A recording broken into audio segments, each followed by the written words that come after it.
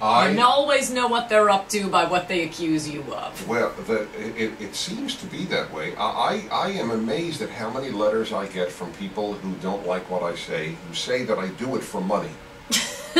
Now, I don't understand why. In other words, if I had liberal views, I would make yes. much more money. Yes. Just on the college circuit alone. Yes, thank you. No one would have ever said to us when we were starting out, you know, if we had a board of directors, right. Yep, keep doing that. Yeah, Dennis, I want you want to get rich, Dennis? Defend Judeo-Christian values. Right. That's the road to wealth. All right. And my point on Pat Tillman, which, as I say, this was a point I wanted to make fuller, and fortunately I had the opportunity in this book to do so.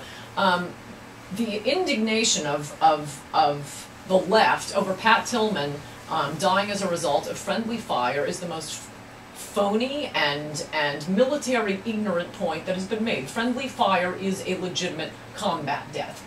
Pat Tillman, unlike Matt Cleland, was in combat. The enemy was fleeing, smoke was flying, bullets were flying. That is a completely legitimate death. He gets combat death. He gets a Purple Heart for that.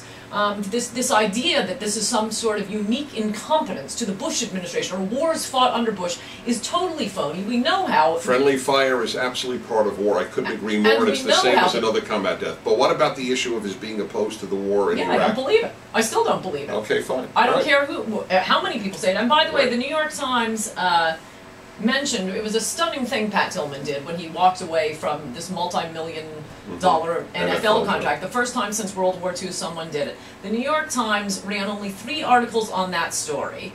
Only after Tillman's death in Afghanistan did the Times' interest in him soar. They leered over his death as an American patriot, killed by friendly fire, as if there's something dirty or dishonorable about that.